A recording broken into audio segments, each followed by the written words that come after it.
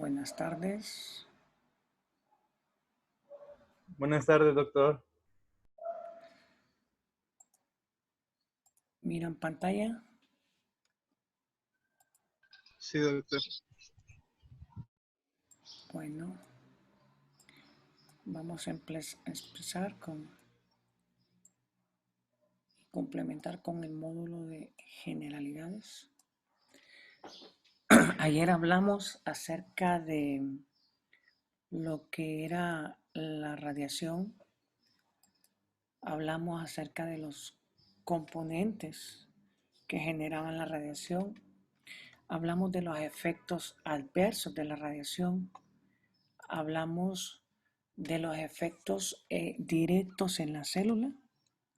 Hablamos de lo que era radiación ionizante, que especificamos que era la capacidad que tiene la radiación para alterar el metabolismo celular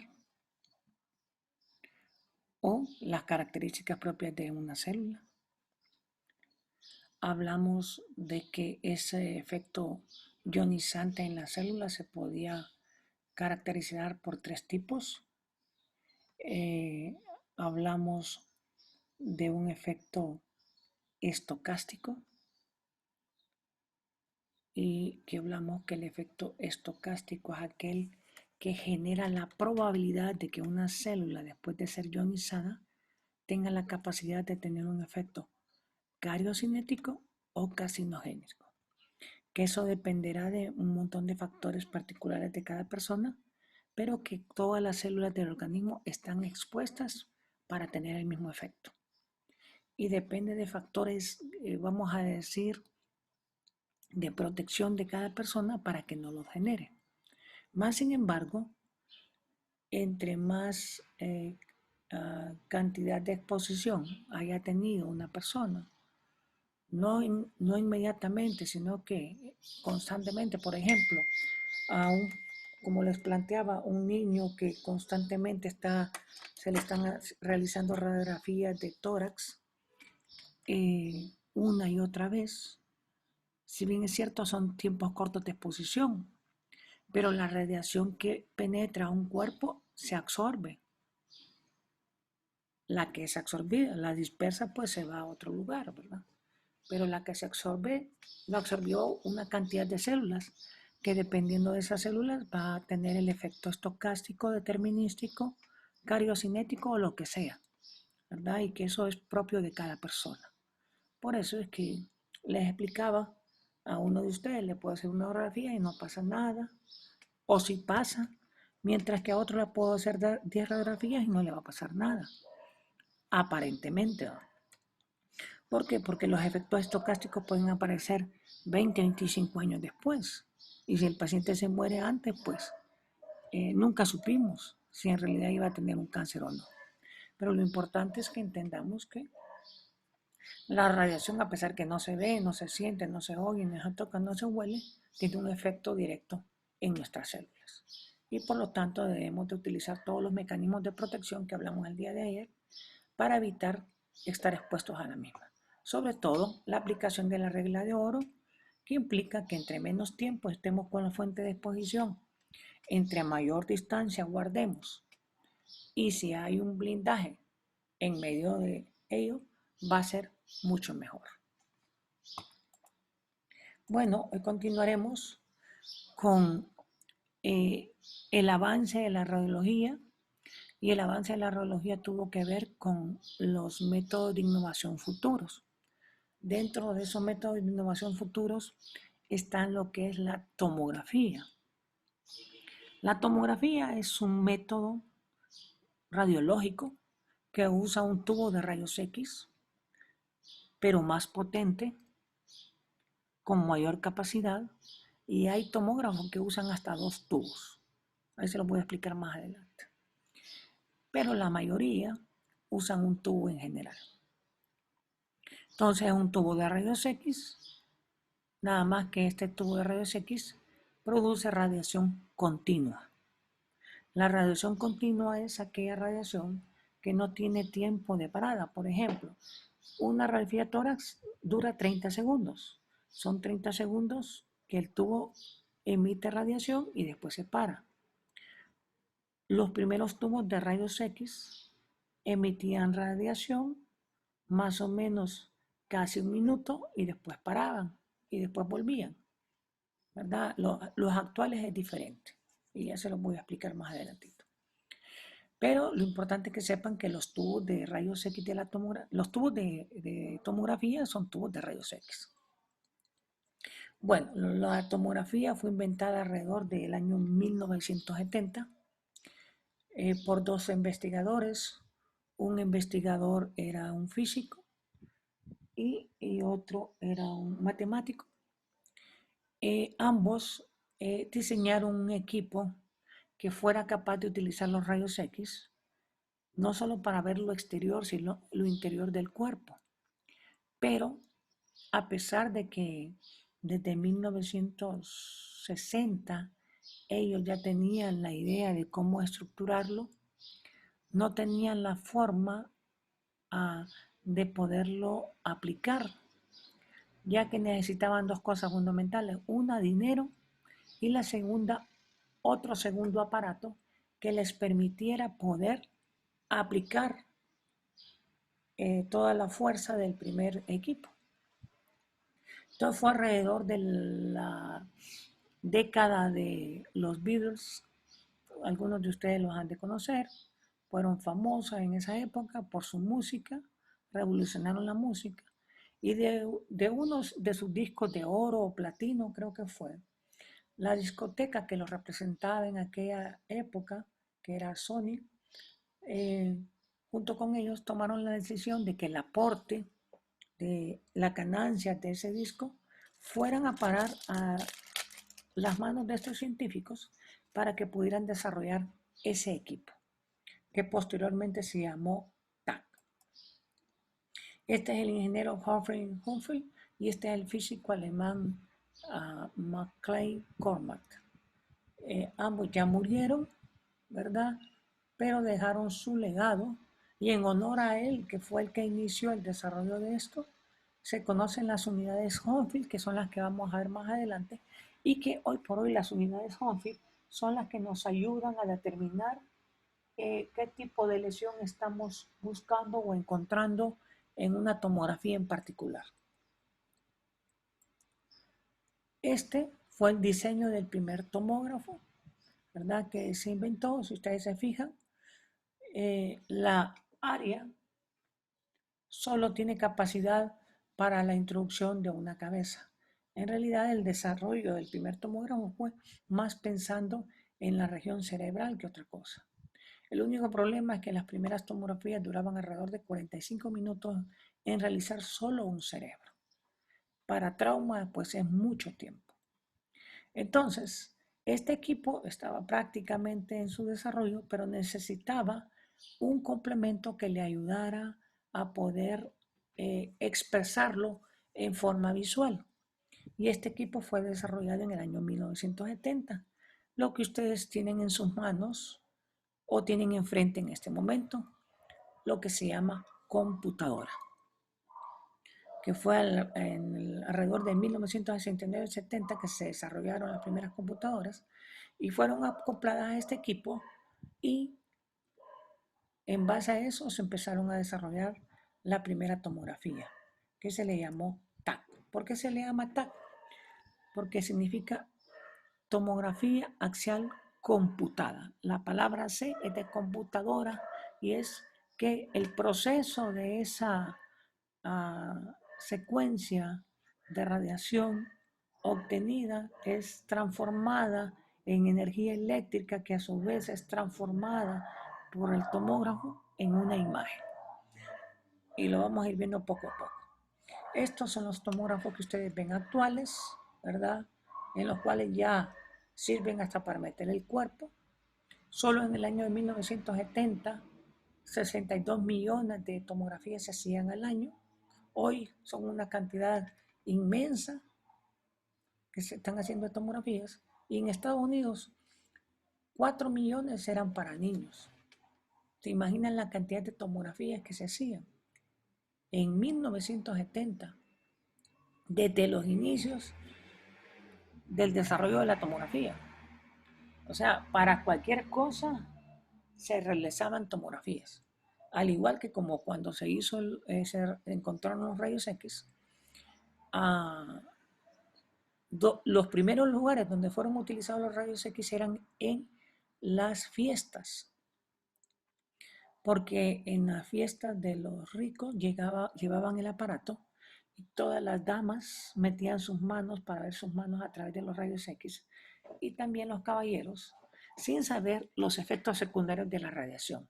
Y eso ocurrió durante muchos años. Es más, la historia habla de la esposa del descubridor de los rayos X, de Röntgen, y dice que esta señora, si ustedes lo miran en el libro de medicina interna, sale una foto de ella con su anillo de casada, pero no cuentan mucho la historia de que ella, unos 20 años después, esta señora, creo que de eso murió, de una artritis reumatoidea deformante, secundaria a radiación. Entonces, volviendo a los tomógrafos, ¿desde qué época la tomografía es un estudio que se pide en grandes cantidades?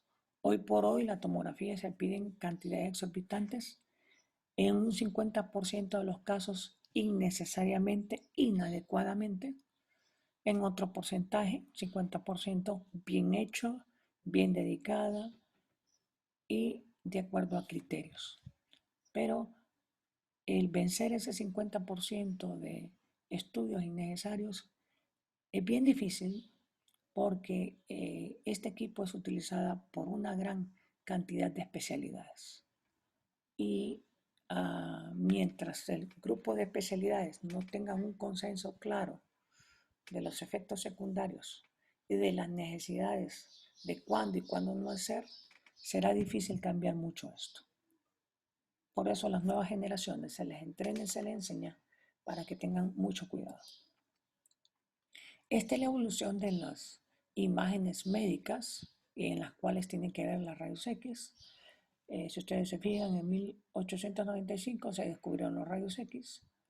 De ahí en el 1896 ya empezaron a hacer los primeros reportes acerca de los rayos X. En 1900 ya se empezaron a hacer estudios de evaluación gastrointestinal o de vías huecas con la introducción de aire. En 1910 ya se empezaron a hacer los primeros estudios de fluoroscopía. Fluoroscopía es radiación continua con utilización de medios de contraste en cavidades. Ahí es donde aparece la serie gastrodenal, el colon por enema, el tránsito intestinal, el esofagograma, el faringograma, la histerosalpingografía, la pielografía y todos los estudios de fluoroscopía que usan medios de contraste.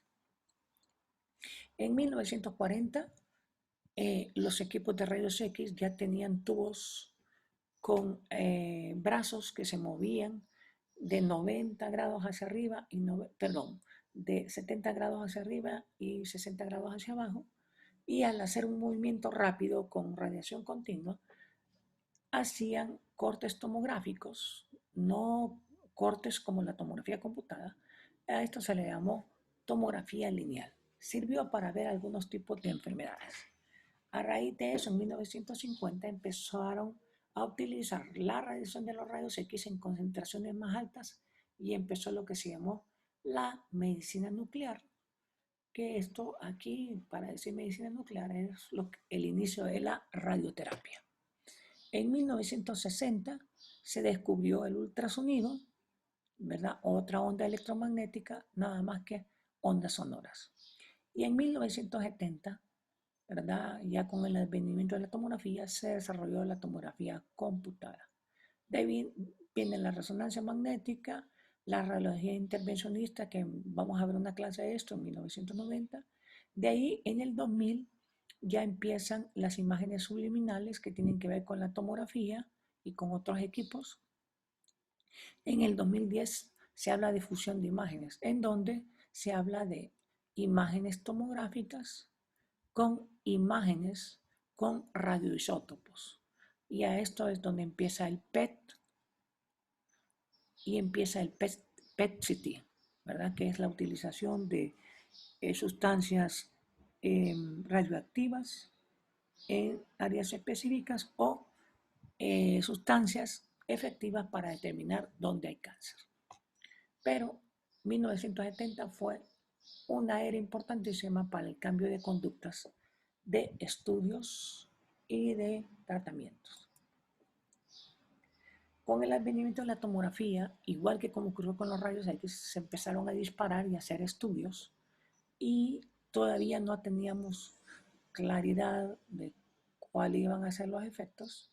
Entonces se decidió valorar y medir la cantidad de radiación en los objetos con una medición que se llamó GRACE y con objetos vivos con una medición que se llamó millisievert.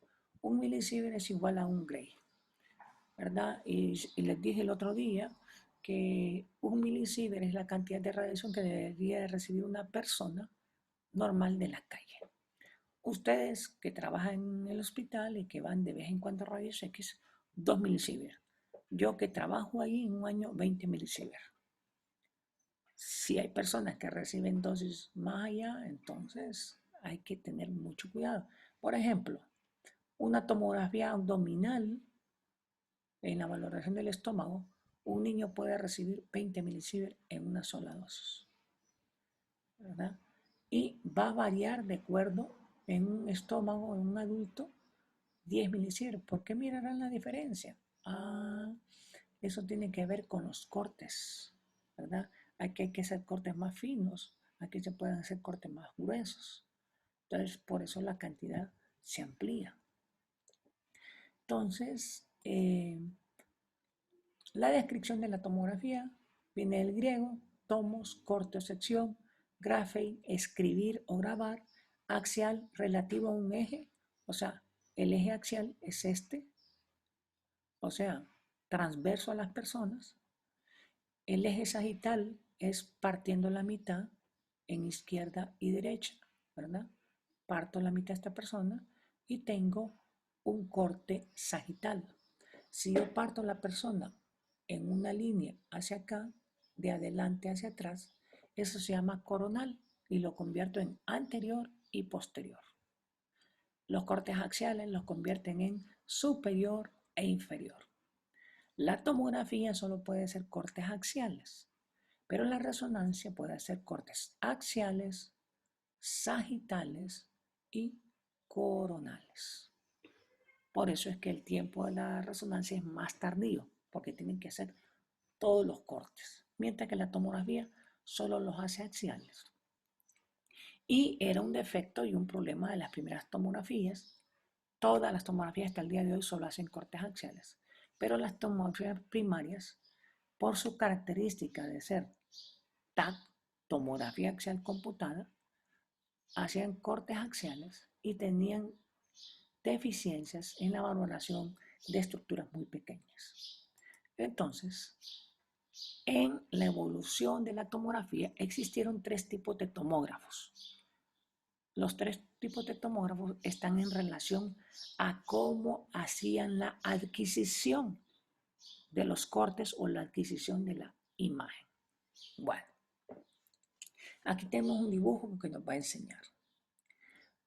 Las primeras tomografías, que le vamos a llamar tomografía axial, fueron las primeritas que empezaron. El tomógrafo se parece al que tenemos ahora.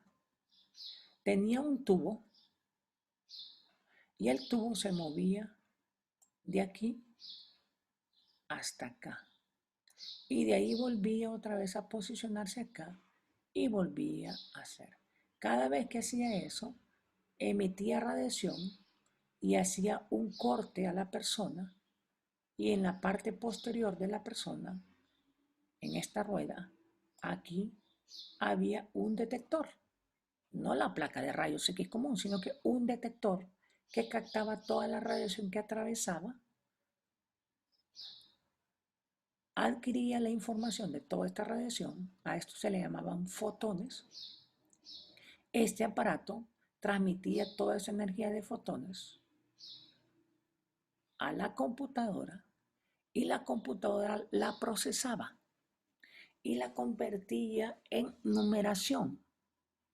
Numeración que tiene que ver con escalas entre el blanco y el gris. O sea, vamos a poner un ejemplo. 0 completamente blanco y 100 completamente negro. Entonces, este detector que estaba aquí abajo, me perdió el mouse, este detector que estaba aquí abajo transmitía esa información y la computadora en una placa que ustedes conocen, la placa de rayos X, si ustedes están acostumbrados a ver, la que es más o menos así, ustedes ven una figura, pero lo que la computadora mira son números.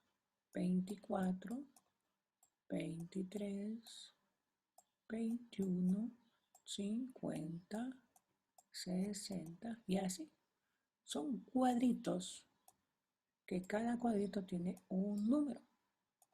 Y ese número está representado entre lo que es blanco y lo que es negro. Este rango. Entonces, las numeraciones van en esta dirección. Esto se llama escala de grises. Y eso es lo que capta la película. Pero la computadora transforma esos números en el color representativo en la escala de grises. Y por eso es que ustedes van a ver la imagen del cerebro,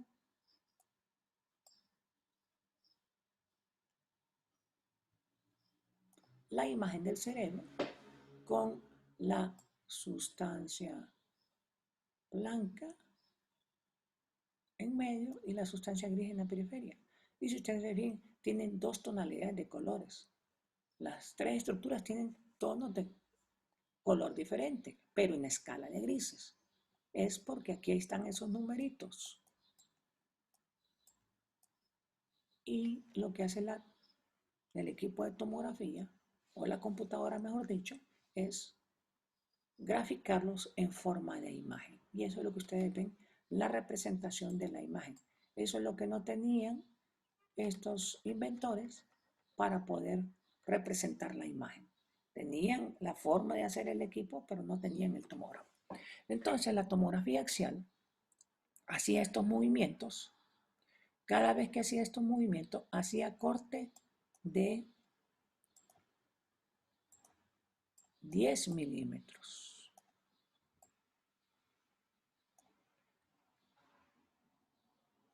Una vez que volvía a su posición inicial, la mesa se corría a 10 milímetros y otra vez se volvía a mover el tubo haciendo el rastreo otros 10 milímetros. Significaba que se perdían 10 milímetros aquí.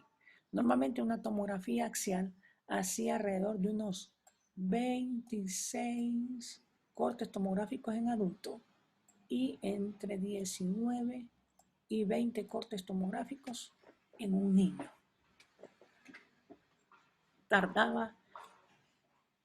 La de segunda generación tardaba alrededor de unos 30 minutos en hacer un estudio cerebral. Es un estudio muy lento para un trauma. Entonces crearon la primera, segunda y tercera generación que pasaban por lo mismo.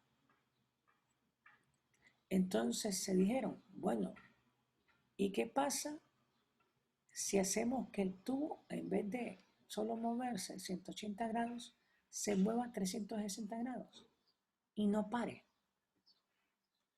Pero si no para, va a estar irradiando un mismo punto. Entonces una parte del cuerpo va a estar recibiendo grandes cantidades de radiación. Dijeron, bueno, entonces movamos el tubo continuamente y movamos la mesa continuamente. Esas dos cosas de hacer movimientos continuos, tanto en el tubo como en la mesa, generó lo que se llamó la tomografía helicoidal. Entonces, al estarse moviendo el tubo continuamente, y la mesa estarse moviendo en dirección hacia adentro continuamente, la radiación no se quedaba en un punto, sino que se movilizaba alrededor de todo el área de examinación o de todo el cuerpo. ¿Qué provocó esto? Que el espacio de corte se disminuyera a 5 milímetros. Quiere decir que antes se perdían 10 milímetros de evaluación. Podía haber un tumor de 3 milímetros ahí y no lo íbamos a ver. Pero como ahora se traslapan, solo hay pérdida de 5 milímetros. Significa que podemos ver tumores de 5 milímetros en un tomógrafo helicoidal. Y esto fue fantástico. Redujo el estudio a un tiempo aproximado de 10 minutos. Pues pueden decir ustedes, 10 minutos para un trauma es excelente, ¿va? Bueno, depende para el paciente que tenga. Y esto llevó a mucho pensamiento y mucha inquietud hasta los años 1995, 1999, ¿verdad? En los cuales se desarrollaron nuevas tecnologías y entonces, utilizando las herramientas que ya teníamos, se decidió agregar algo más. El tubo era continuo, la mesa era continua, pero aquí, a pesar de que todo era lo mismo, solo había una fila de detectores. Entonces dijo alguien, ¿qué pasa si en vez de ser una línea, cuando les digo una línea, les voy a explicar qué significa? A ver, una línea de detectores es esto, ¿verdad? Son un montón de cuadritos, pero que forman una línea. Normalmente miden 5 milímetros. Un montón de cuadritos, así hasta acá, que son los que rodean aquí y que están opuestos al tubo. El tubo está acá y el detector de una línea está aquí. Entonces, cuando se mueven estos detectores son los que van captando la transmisión de la radiación en fotones y la mandan a la computadora. Pero alguien dijo, ¿y qué pasa si le agregamos otra línea de detectores? Entonces, con esa otra línea de detectores, disminuyeron el tiempo. Y el tiempo fue de 8 minutos. Fantástico, el tiempo de reducción, y se suponía que la cantidad de radiación era más rápida, entonces disminuye. Entonces, le agregaron otras 2 líneas. Para no decirle ahí que llegaron hasta 64 detectores, y eso los convirtió en multicorte. Multicorte son multilíneas. Y un estudio de tomografía duraba alrededor de 1.5 minutos. Excelente para trauma. Fantástico para trauma. Pero, como hay competencia, las compañías y las diferentes compañías tomaron decisiones de querer hacer la diferencia, ¿verdad?, en los equipos, y generaron los equipos de más de 64 detectores. Una de ellas fue Toshiba. Toshiba generó un tomógrafo que tiene 320 detectores físicos, o sea, 320 filas. Eso permite, eso lo tiene el tomógrafo de la universidad, eso permite que en 0.9 segundos se haga una tomografía desde el pelo hasta los pies en una persona normal. Eso es lo que el tomógrafo de la universidad tarda en hacer una tomografía de todo el cuerpo. Para trauma es súper excelente. Y eso es por hardware. Por software, esos detectores que miden 5 milímetros, por hardware se pueden partir en la mitad y hacer que una mitad trabaje para una cosa y otra mitad para otra. y entonces puede tener 640 detectores y lo pueden hacer súper más rápido. Pero actualmente, hace unos meses acá, sacaron un tomógrafo, creo que también fue la misma compañía, un tomógrafo que tiene detectores de 0.25 milímetros y lo pueden partir a 12 puntos. Yo vi una tomografía de un equipo de esos y les voy a decir, miraba mejor el pulmón en la imagen de ese tomógrafo que lo podía ver en un estudio histopatológico. Cómo miraba los alvéolos era increíble. Podía descubrir la patología más rara del mundo. O sea, para ese equipo que no han venido aquí a este lado del mundo y que los iban a empezar a implementar en este año, pero por el COVID yo creo que no los han sacado, hay que reestudiar la anatomía y reestudiar la radiología, porque ya son equipos sofisticados de multicorte. En sí, los tomógrafos actuales se deberían de llamar CTM en español, ¿va? Se deberían de llamar, perdón, TCM, tomografía multicorte. Deberían de llamarse multicorte, no TAC, porque las TAC ya están dejando de existir. ¿Verdad? Tal vez en hospitales lejanos tendrán de esas todavía, pero ya en la mayoría los hospitales tienen helicoidales. Las axiales ya han dejado de existir y la mayoría se están yendo por los multicortes. Esta es la explicación, aquí está el tubo, aquí está Juancito, aquí está el detector, este es único. Al ir dando vuelta el tubo también da vuelta el detector. En los multicortes da vuelta el tubo y dan vuelta los 320 detectores.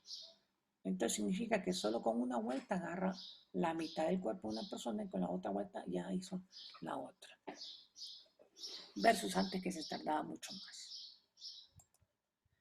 Ahora, con estos tomógrafos de alta potencia, de alta velocidad, también se aumenta la dosis de radiación. Y aquí es donde entra el papel fundamental de todo médico. Poder controlar este esquema que está aquí.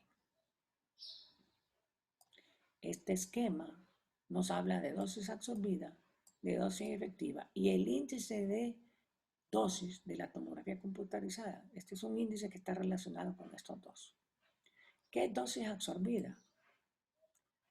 Entonces vamos a pensar que José Francisco me manda una boleta que dice paciente con dolor abdominal crónico.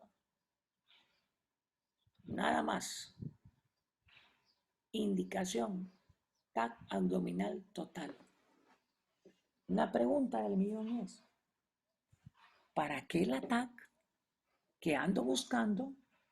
¿Qué parte del abdomen le duele? ¿Qué tipo de dolor será?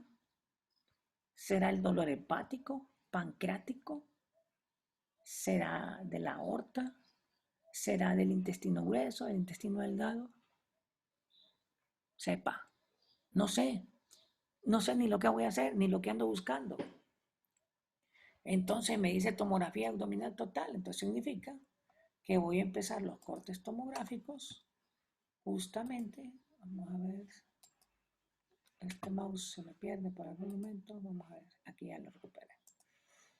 Significa que los cortes van a empezar aquí, porque aquí empieza el abdomen. Y significa que están aquí, que termina la pelvis. Entonces, ¿qué voy a hacer? Cortes en todo el abdomen. ¿Qué quiere decir? Que toda esta cantidad de radiación es la dosis absorbida.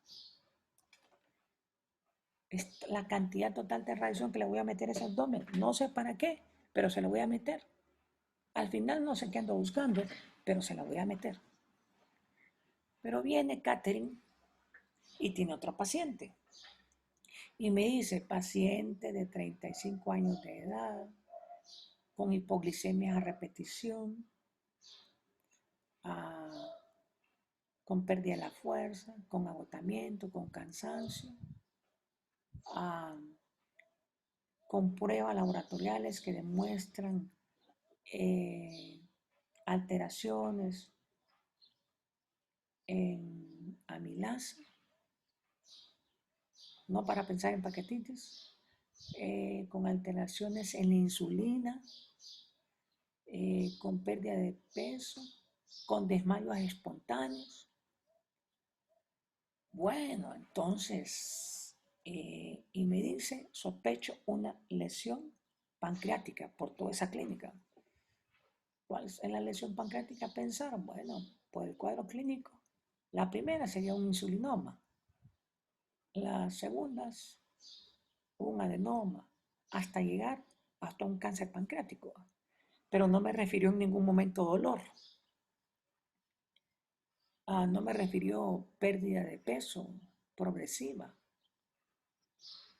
sino que me está dando una clínica que es un poco crónica y que va más asociada a un cuadro metabólico. Entonces, toda esa clínica nos hace considerar que se trata de un problema pancreático. Entonces, si es un problema pancreático, entonces vamos a tomar las decisiones más adecuadas. Entonces, vamos a hacer cortes tomográficos solo de esta zona, porque es la zona del páncreas.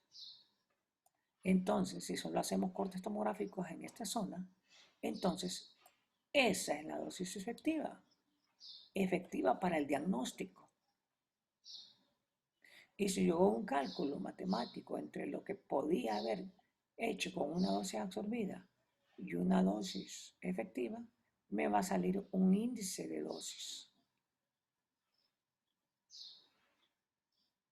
Y yo le estoy ayudando a este paciente a ser irradiado lo menos posible y encontrar su diagnóstico más preciso, porque tanto el clínico como yo estamos claros de qué estamos buscando, versus a el primer clínico que no sabía qué andaba buscando. Por lo tanto, el primer paciente bien amolado, el segundo bien cuidado. Y eso es lo que tenemos que hacer todos nosotros en conjunto. Porque ese es nuestro objetivo fundamental. Esto que está aquí es lo que acabamos de hablar ahorita. Acuérdense que la radiación ionizante recibida va a tener, es en un ser vivo y va a absorberla todo el organismo donde se la metamos. Porque el efecto ionizante tiene un efecto particular en la célula. ¿Dónde afecta más el efecto ionizante? En la mitocondria. Y la mitocondria, si ustedes se acuerdan, es la que genera el ATP para la reestructuración o la recuperación de un daño celular. Y si está dañada, la recuperación va a ser anómala y me puede dar cualquier alteración. Por eso los rayos X y los rayos gamma son los que particularmente afectan esta energía. Un ejemplo que les mostraría entre lo que sería un estudio radiológico de abdomen y uno tomográfico. El tomográfico es 50 veces más la radiación que recibiría un paciente. Entonces, cuando voy a investigar a una patología en particular, trato de buscar el estudio que tenga menos efecto de radiación. ¿Por qué? Porque aquí tenemos esta célula y esta célula va a ser expuesta a radiación ionizante y esta radiación ionizante va a producir varias cosas. Inhibición de la reproducción celular. La pueden inhibir, paralizar. Esa parálisis momentáneamente puede detenerse y decir, me voy a autorreparar. Entonces, esa autorreparación puede ser acertada o fallida. Si es acertada, pues no va a pasar nada, la célula se va a recuperar. Si es fallida, puede generar un efecto estocástico en ella que se va a traducir con una lesión carcinogénica o una alteración en los enlaces de ese ADN que se convierte en una actividad cariocinética. Lo mejor que le puede pasar es la muerte celular. Pero para que ocurra muerte celular se necesitan dosis de radiación altas, que solo ocurren frecuentemente en los manejos médicos con radioterapia o en las explosiones de los reactores atómicos o de una bomba nuclear, que es lo que hablamos el día de ayer. Este es el tomógrafo de la universidad. Aquí ustedes ven una serie de calentadores, porque aquí hay dos aires acondicionados para mantener frío este aparato, porque el tubo de este equipo es potentísimo. Cuando genera rayos X genera un calor terrible, como que se metieran a un sauna. Y para que no se dañe el equipo, entonces los dos aires acondicionados están funcionando a 17 grados. Hay un frío tremendo aquí, el paciente se le pone en colchas para tratar de taparlo mientras se hace el estudio. Aquí afuera está la pantalla de cristal plomada donde se puede ver el paciente. La primera imagen que sale del paciente sale a este equipo, es tan veloz que no podemos ver nada, y la segunda imagen pasa acá, donde es más lenta y podemos ver con mayor detalle las lesiones que puede estar presentando en un paciente politraumatizado. Lamentablemente este equipo está en una universidad, no está en el hospital escuela para ser utilizado para trauma. Se utiliza más para cosas de investigación o estudios cuando digo particulares estoy hablando de patologías particulares. Aquí lo que se hace en las pantallas de reconstrucción, estas son las pantallas de reconstrucción. Aquí está la escala de grises, pero la computadora la transformó en una imagen.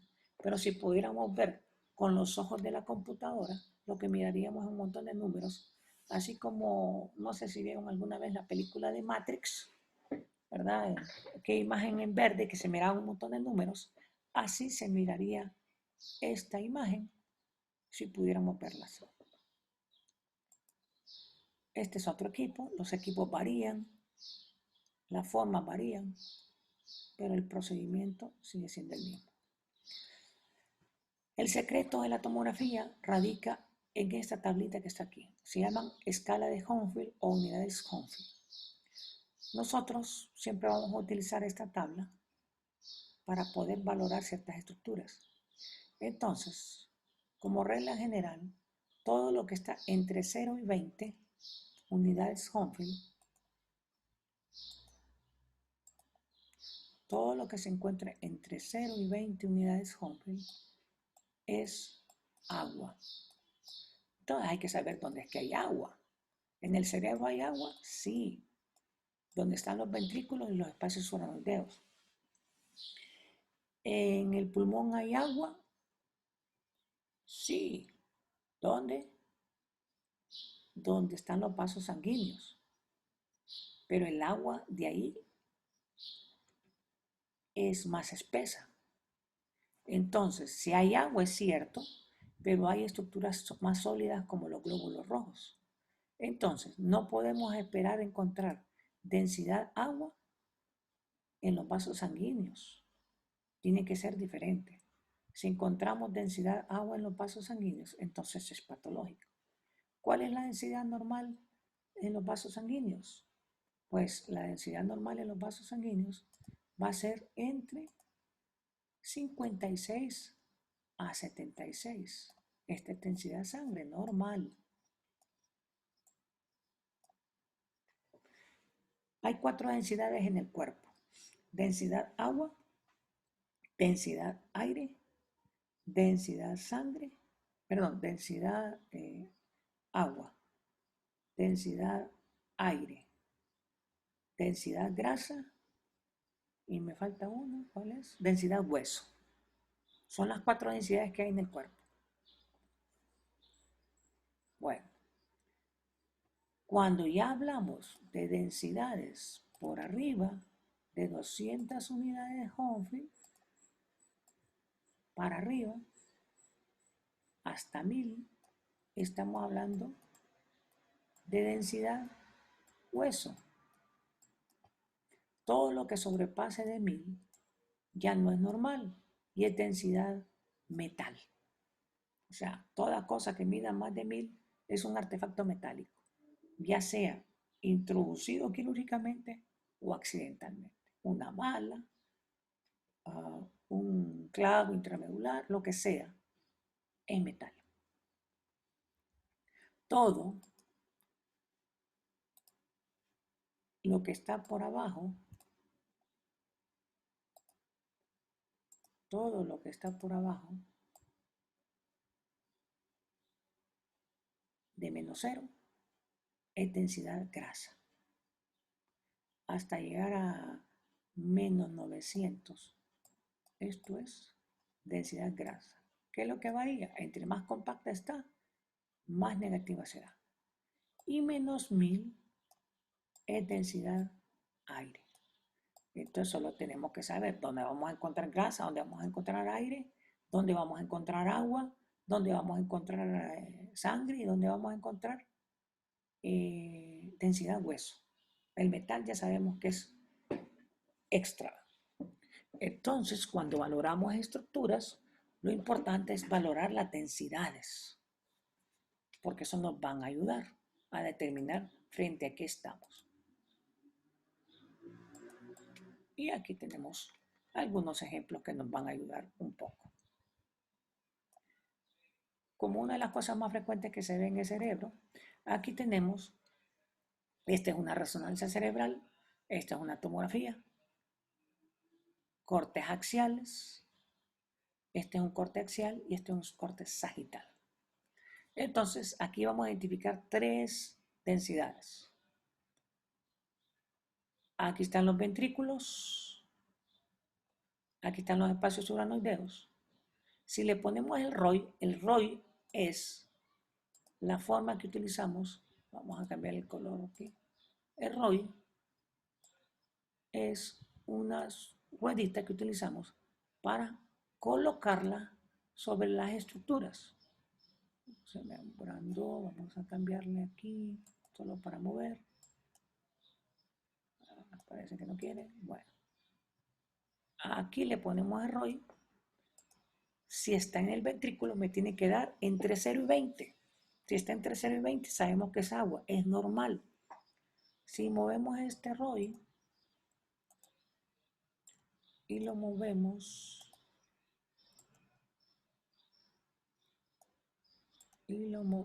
parece que no, al espacio sonodeo, también me tiene que dar densidad de agua, eso es normal. Si este ROI lo muevo y me da aquí, está en la glándula pineal y me da -400, me dice que densidad hueso, es normal. Sí, la glándula pineal se calcifica después de los 9 años. Si por el contrario movemos ese mismo ROI,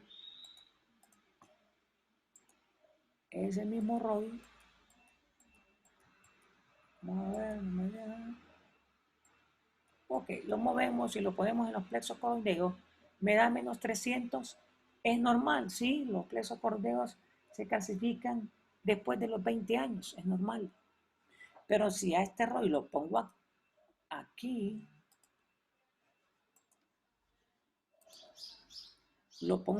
me da calcio, ya no es normal, ya debe ser algo patológico. Si lo pongo aquí, ya es patológico. Entonces, las densidades me ayudan. Si lo pongo aquí y me da densidad de hueso es normal, ¿por qué? Porque es la bóveda craneana. Entonces, las densidades de Hounsfield me ayudan a determinar frente a qué estoy. Aquí tengo un caso. Me imagino que le llamó la atención esta área que está aquí. La pregunta es ¿qué es? Lo primero que tengo que hacer es poner el ROI. Entonces pongo el ROI y me dice que me da 90 unidades Hounsfield. ¿Qué piensan que es?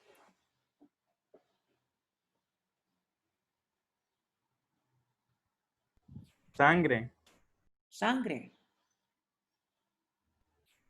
Sí, porque como si de 0 a 20 era agua. Ujú. Entonces sangre. ¿Dónde?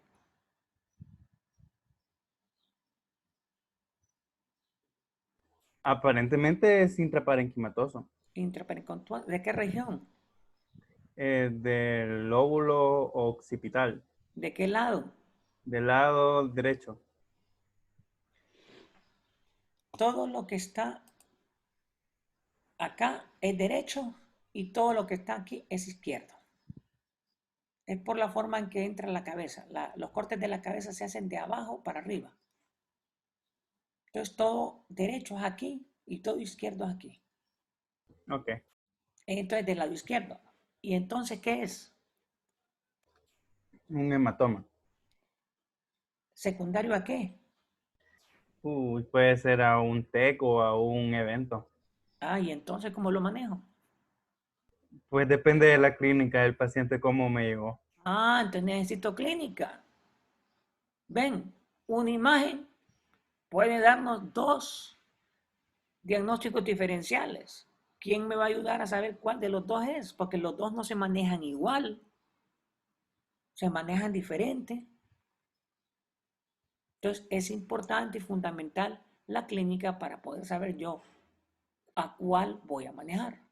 Entonces, si en clínica me puedo orientar un poquito, sí, puedo cambiar la ventana. La ventana es cambiar la coloración. Con el aparato yo puedo mover esto así, ¿ve? Moverlo y le voy cambiando el color del hueso y lo voy volviendo más transparente. Si yo miro una fractura aquí, donde está esto, sé que es postraumático.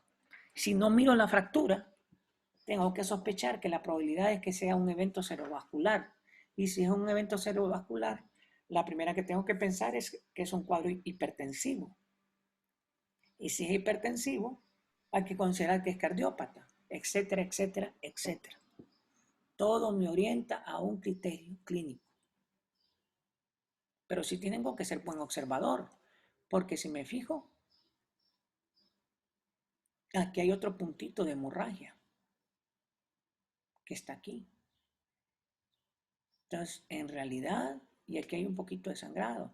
Entonces, en realidad, esto es un problema traumático. Doctor, y en el ventrículo eso también no es. Lo que está en los ventrículos. Esto, Ajá. si le pongo unidades de Hounsfield, me da 200 unidades de Hounsfield. ¿Qué hay dentro de los ventrículos? Sangre. No, ¿qué hay No. normal dentro de los ventrículos? Ah, dentro de los ventrículos el líquido cefalorraquídeo. ¿Y qué Agua, usted más? podría decir. ¿Y qué más?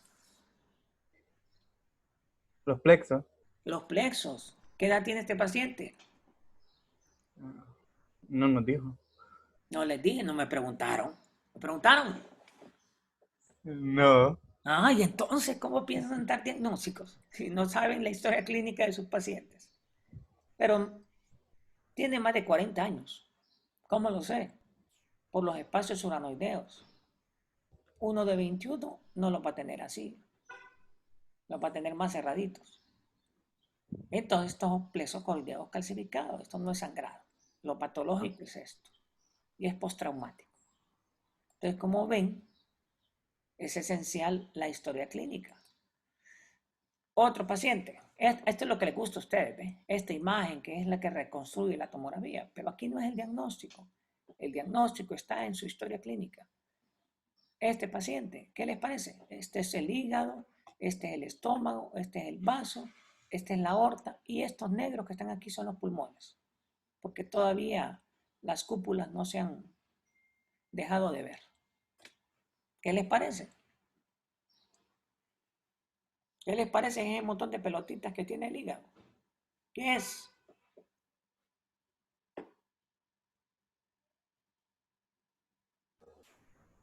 A ver, Catherine, ¿qué es? Hemorragias intrahepáticas. Hemorragias interhepáticas. Ok. ¿Qué tiene que hacer para saber si son hemorragias interhepáticas? y que le puede causar hemorragias intrahepáticas tan redondas. Ah, bueno, no sé, o sea, podría ser quistes también. Ah, ya cambió, tan fácil. Ah, Bueno, es que me oriento desde de un traumatismo. pero ¿quién le Pero, dijo que era traumatismo? bueno, por la primera imagen no supuse, Ah, la primera imagen no tiene pero nada que sí. ver con este. Bueno, perdón, por eso fue que me guié, dije lo de las hemorragias, pero sí más me parecieron quistes. Entonces, ¿qué tiene que hacer usted para saber qué es? Ponerle esa ROI que está ahí. Ok, le voy a dar la densidad. 37.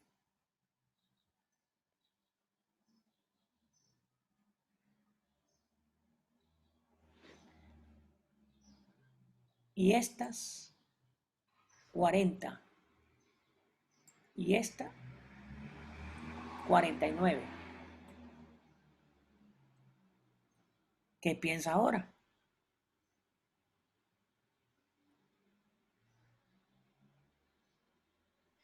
No sé, doctor. La ¿No verdad se le no sé. ocurre?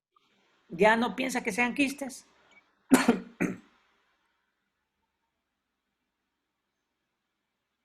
¿O piensa que son quistes todavía?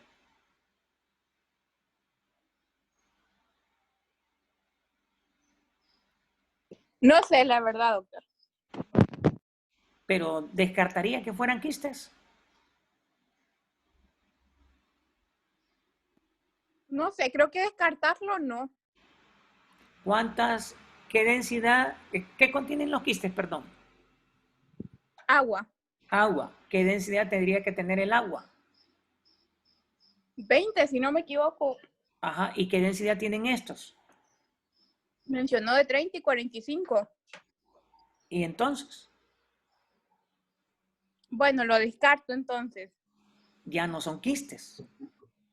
Son de diferentes tamaños, de diferente forma. ¿Qué es?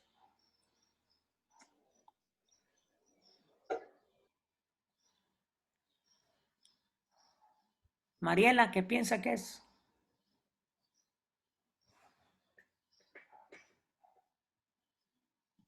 No, yo no sé, doctor. ¿Alguna idea que se le ocurra? No, no se me ocurre nada. ¿Alguien que tenga una idea?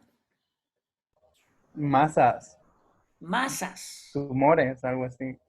tumores, múltiples, Cristian. Sí, se mira afectado el lóbulo, los lóbulos hepáticos. Ajá. Y si son masas múltiples, ¿qué puede hacer? Pero es que si viendo es la imagen en la bolsa gástrica se mira otro cambio ahí de intensidad. Tal vez una metástasis hepática. A ver, ¿quién habló? ¿Quién habló? Que me perdió. Augusto. Augusto. Mets. Todo está hablando de Mets, usted.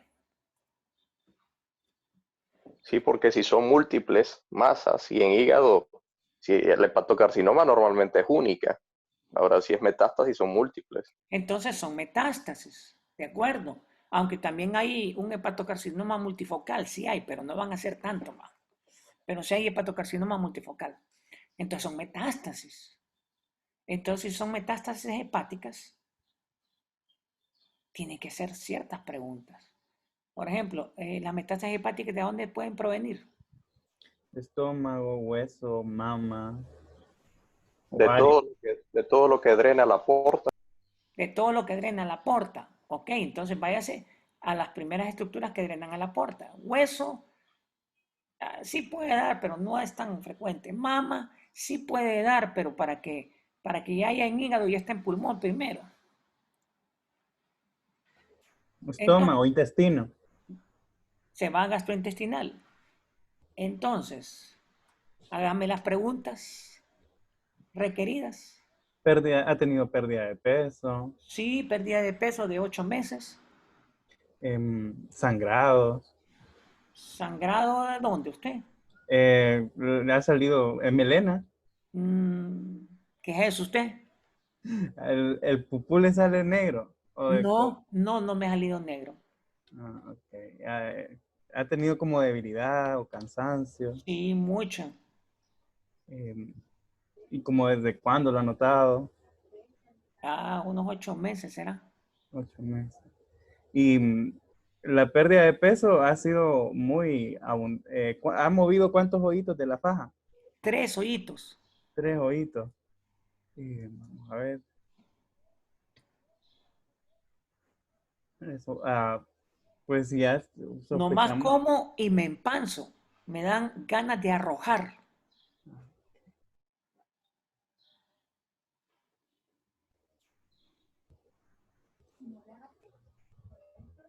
Mm, ¿Algo más?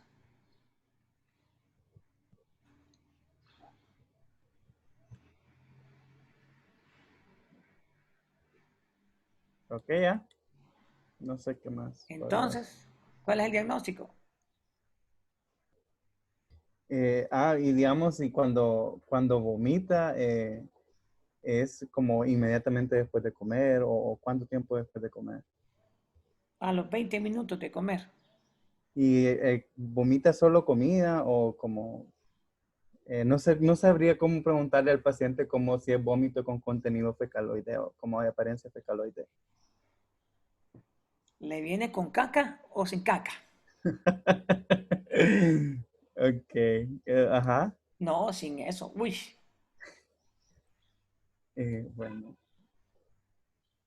Bueno, ahí con lo que dijo es importante si tiene saciedad precoz también, ¿no? explíqueme eso de saciedad precoz, porque yo no sé qué es Sí. eso. Si ha notado que antes comía normal y ahora con poco se llena. ujú. Sí, solo con los frijolitos me lleno.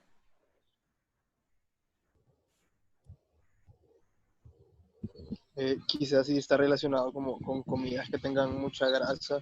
Creo que no hemos preguntado lo más importante.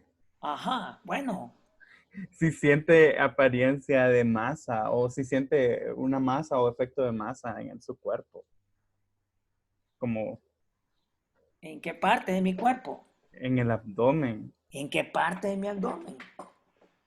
pues, en el epigastrio, mesogastrio. Ay, ¿cómo le diría el epigastrio? ¿Cómo me diría a mí, mi entendimiento muy corto de la medicina? Porque me hablan muy sofisticado ustedes. Por la boca del estómago. Ah, sí. Ahí siento un malestar, Ok. como por la boca del estómago. Y cuando se acuesta y se va a levantar, no siente como que se le brota una masa, una pelota de ahí. No, solo siento que algo me pesa. Le pesa. Ok. Entonces, diagnóstico. Sea gástrico. Entonces, metástasis de sea gástrico. Sí, eso es. Aquí está el cáncer gástrico, ¿ve?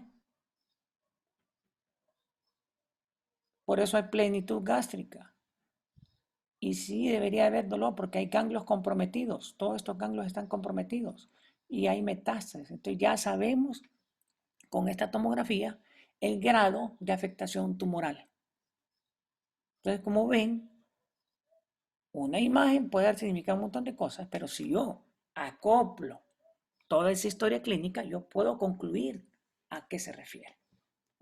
Si estos fueran quistes o tuvieran densidad líquida, lo primero que yo pensaría, ¿usted es residente hondureño o ha vivido en España o es español? Bueno, con el acento vamos a saber si es español o no, pero ha vivido en España, ¿por qué?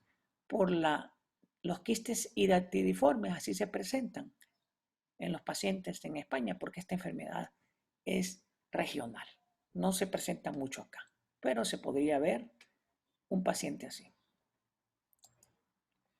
Entonces, como ven, es importante la historia clínica, la imagen eso es complementaria. La resonancia magnética, no se preocupen, solo les voy a enseñar lo más Creo que se ha pegado un poquito.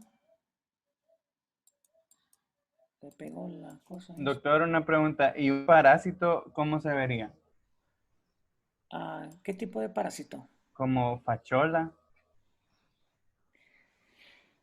Mire, ¿Lo podríamos ver o no? normalmente eso lo miraríamos un poquito más en las vías biliares. Entonces miraríamos dilatación de vías biliares. Igual que las lombrices. Igual que los accesos hepáticos amibianos. Este tipo de lesiones se miran más como formación axedadas. ¿Cómo hay diferencia entre un quiste y una lesión axedada? Ok. Un acceso, sus bordes tienen pared. O sea, es una pared bien definida y el centro es más oscuro.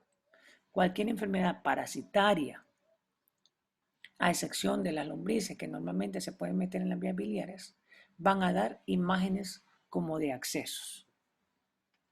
Entonces ahí es donde tenemos que diagnosticar un acceso hepático amebiano, un acceso hepático bacteriano o un acceso hepático por otro tipo de parásito. La correlación clínica sería fundamental ahí. Si no la tiene, lo más seguro es que no concluya fácilmente con el diagnóstico. ¿Claro ahí? Sí, doctor. Ok, la resonancia magnética no fue descubierta por dos, fue descubierta por un montón. Pasó por muchos años y muchos procesos para poder llegar a desarrollarse. El objetivo fundamental de la resonancia magnética es el siguiente. Igual, se parece igual que a un tomógrafo, nada más que en vez de tener un tubo de rayos X, adentro lo que tiene es un potente imán. ¿Qué hace el imán? El imán altera la polaridad de los protones de un elemento que se encuentra en el cuerpo en mayor cantidad que cualquier otro. ¿Qué es lo que contenemos más en el cuerpo? La sustancia que contenemos más en el cuerpo. O el elemento que hay más en nuestro cuerpo. Agua, Agua. Y el agua está compuesto por hidrógeno y oxígeno. ¿cuántas de hidrógeno? 2. Dos. O sea que hay 2 protones de hidrógeno por 1 de oxígeno. En otras palabras, nuestro cuerpo está lleno de protones de hidrógeno. Entonces la resonancia magnética lo que hace es activar o alterar la polaridad de esos protones. ¿Cómo es eso? Se lo voy a explicar en esta forma. Digamos que este es un cuerpo y hay protones de hidrógeno. Unos están viendo para acá, otros están viendo para acá, otros están viendo para acá, otros están viendo para acá. No sé cómo estén en sus casas ahorita. Si están acostados con la computadora o con el celular, si están para arriba, si están comiendo, etc. Ustedes pueden estar de diferentes formas y así están los protones en nuestro cuerpo en este instante, en diferentes posiciones, pero todos son protones de hidrógeno en las diferentes partes de los órganos de nuestro cuerpo, así están. Entonces, inmediatamente que una persona entra aquí al imán, eso se llama formación de una polaridad. Y eso se llama electromagnetismo longitudinal. ¿Longitudinal por qué? Porque va perpendicular a la mesa. Este magnetismo longitudinal funciona inmediatamente desde que lo colocan aquí y lo meten, sin empezar a hacer el estudio. Se llama magnetismo longitudinal. Y lo que hace que estos protones que están en el cuerpo se activen y se pongan así.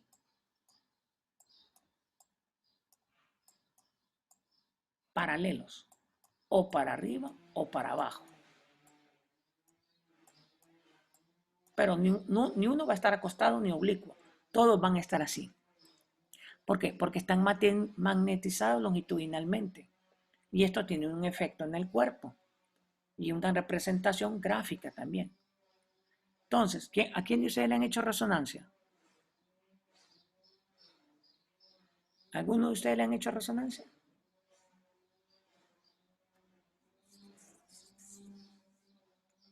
¿No? No, doctor. ¿Perdón? Por lo menos a mí no. Bueno, entonces digamos que aquí tenemos la cabecita de una persona. Esta persona entró y al entrar, los protones de hidrógeno que están en la cabeza ya fueron magnetizados por un magnetismo longitudinal y ya sus protones están así. Pero encima a él le ponen una cosa que se llama antena. Esta antena va a mandar ondas así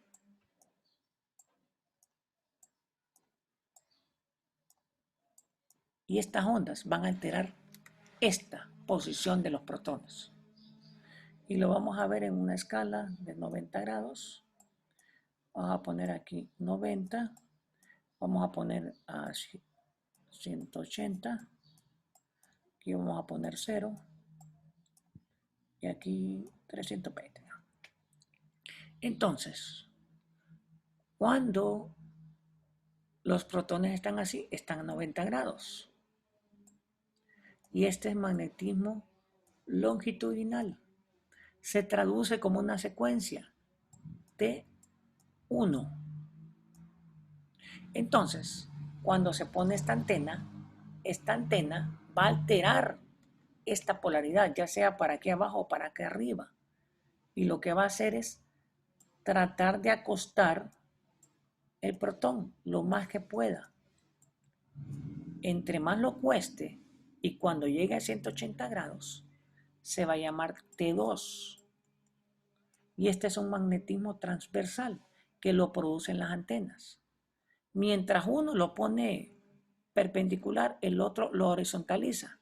Este movimiento de los protones desde paradito o acostado se llaman secuencias entre T1 y T2. El T1 sirve para valorar la anatomía normal y el T2 sirve para valorar la patología. Entonces, en T1 el agua se mira negra y en T2 el agua se mira blanca. Aquí también funciona la escala de grises. Entonces, eso es lo que hace el resonador. Activar los protones para cambiarlos de posición y poder generar secuencias. Estas secuencias lo único que conllevan es a poder identificar ciertas patologías. Y ahí es donde están las secuencias T1, T2, FLAIR, STIR, supresión grasa, estrella, en fin, ahí van a encontrar un montón. Pero lo que van a hacer todas estas secuencias única y sencillamente es alterar la polaridad y al alterarla se pueden descubrir ciertas patologías. Aquí tienen un paciente que se ha introducido dentro de un tubo de resonancia magnética, casi todo el cuerpo entra, por eso es importante entender que no a todo paciente le pueden hacer una resonancia. Hay que saber si el paciente padece de claustrofobia o no. Porque un paciente se puede escapar de morir ahí adentro por claustrofobia. Hay que saber si el paciente tiene tatuajes o no, qué tamaño de los tatuajes, pequeños o grandes. Los tatuajes tienen componentes metálicos, la pintura tiene metal. Lo que puede provocar el resonador con el magnetismo es calentar el metal y quemar la piel. O, si es algo pequeño, puede desfigurar la piel de ahí. Si es un águila que tienen en la espalda puesto, le va a quemar la espalda, definitivamente.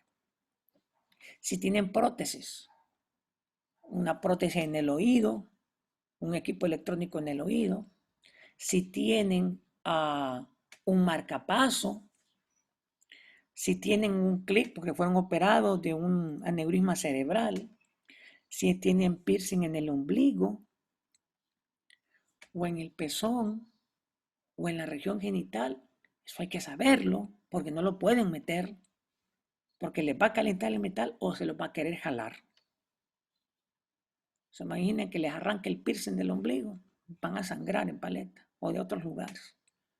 Entonces, todo eso hay que conocerlo, ¿verdad? prótesis, lo que tenga, es importante. Si fue operado y tiene una prótesis metálica por cadera de reemplazo, todo eso hay que saberlo para poder meter un paciente ahí. No es a cualquier paciente que van a meter, porque hay que complicaciones.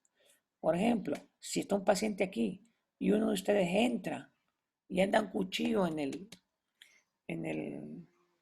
la bata, si entran, les va a arrancar el cuchillo y se lo va a ir a ensartar al paciente en el mero tórax y se lo van a volar. Si lo que están evaluando es el cerebro, les va a atravesar la garganta. Un clip también, una pluma, todo lo que sea de metal. Si meten sus celulares ahí, se los va a volar. Sus tarjetas de crédito se las va a arruinar. Es magnetismo, todo lo que es circuito lo daña o lo destruye. Entonces hay que saber, es importante, a qué paciente van a introducir ahí. ¿Por qué? Porque el magnetismo de un tomógrafo, un Tesla, equivale a 10.000 veces la gravedad de la Tierra. A 20.000 veces, perdón, la gravedad de la Tierra. El que está en la universidad es de 3 Tesla, son 60.000 veces la gravedad de la Tierra. O sea, entrar ahí se le paran los pelitos a uno. Hay que tener mucho cuidado a quién entra y quién no. Aquí tengo una fotografía del equipo de la universidad. No lo hago desde la ventana de vidrio porque no puedo meter nada de cámara ahí porque los daña. Y aquí están haciendo la secuencia de un estudio en un paciente. Estas son las antenas.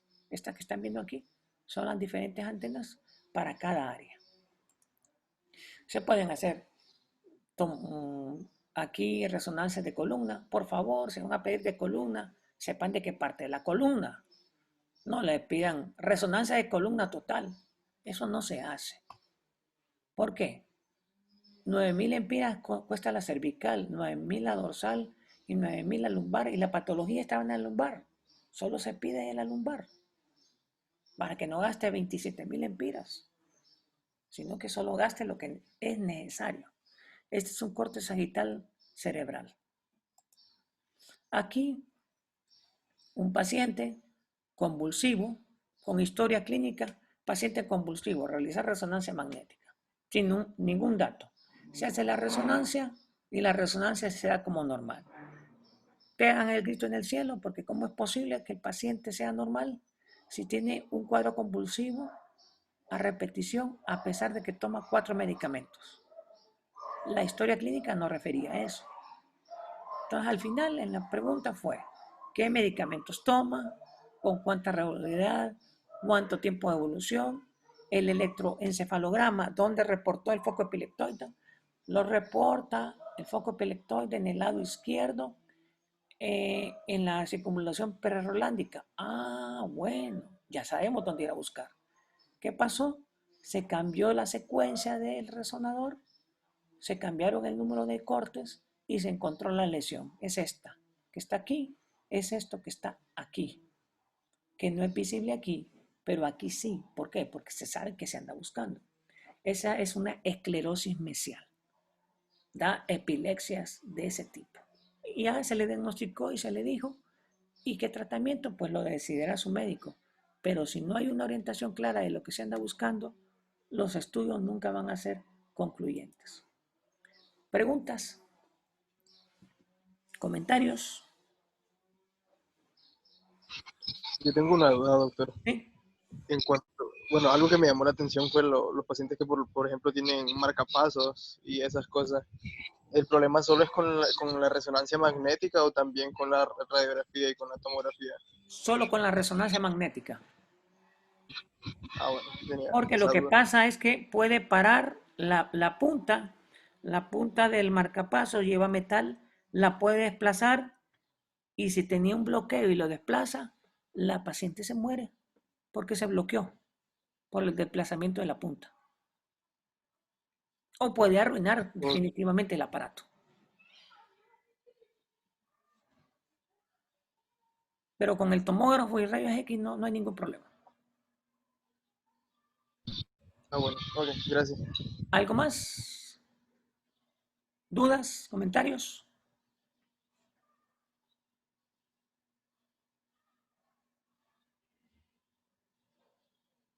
¿No hay nada?